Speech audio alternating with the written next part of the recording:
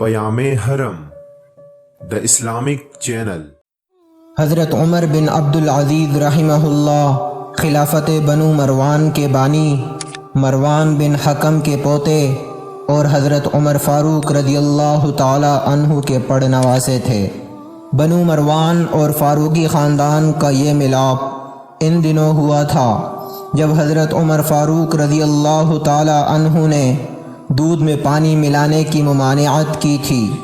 وہ ایک رات گشت پر تھے کہ ایک گھر سے آواز آئی، کوئی عورت کہہ رہی تھی، بیٹی صبح ہونے والی ہے، دودھ میں پانی ملا دے۔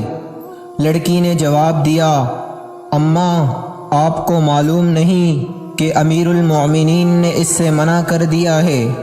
ماں نے کہا، امیر المومنین اس وقت کہاں ہیں؟ انہیں بھلا کیا خبر؟ بیٹی نے جواب دیا، امیر المومنین کو چاہے خبر ہو یا نہ ہو، اللہ تو دیکھ رہا ہے۔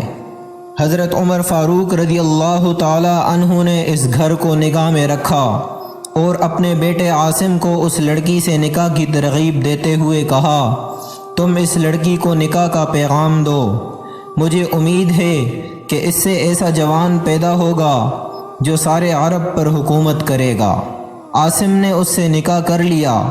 اس خاتون سے عاصم پیدا ہوئیں جن کا نکاح مروان بن حکم کے بیٹے عبدالعزیز سے ہوا۔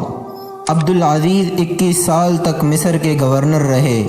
63 ہجری میں ان کے ہاں عمر کی ولادت ہوئی، جن کو دنیا میں عمر بن عبدالعزیز کے نام سے یاد کیا جاتا ہے۔